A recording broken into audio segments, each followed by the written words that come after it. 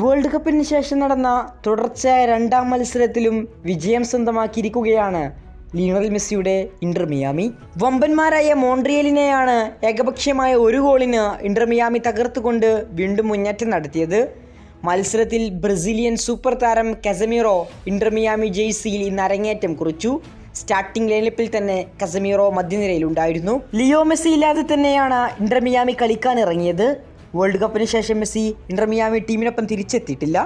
മത്സരത്തിൻ്റെ അവസാന നിമിഷം ഏകദേശം 81-ാം മിനിറ്റ് ലഭിച്ച പെനാൽറ്റി കിക്ക് ഒരു പനേഗ പെനാൽറ്റിയിലൂടെ ഗോളാക്കിയാണ് ഇന്റർ മിയാമിക്കായി ലൂയിസ് സുവാരസ് വിജയ ഗോൾ സമ്മാനിച്ചത്. ഗോൾ കീപ്പർക്ക് യാതൊരു അവസരവും ലഭിക്കാതെയുള്ള മനോഹരമായ പെനേഗ കിക്കിലൂടെ മിയാമി വിജയം സ്വന്തമാക്കുകയായിരുന്നു. ഈ വിജയത്തോടെ ഇന്റർ മിയാമി പോയിന്റ് ടേബിളിൽ 2-ാം സ്ഥാനത്താണ്. 17 മത്സരങ്ങൾ കളിച്ചപ്പോൾ 11 വിജയവും 4 സമനിലയും 2 തോൽവിയും അടക്കം 37 പോയിന്റാണ് മിയാമിക്കുള്ളത്.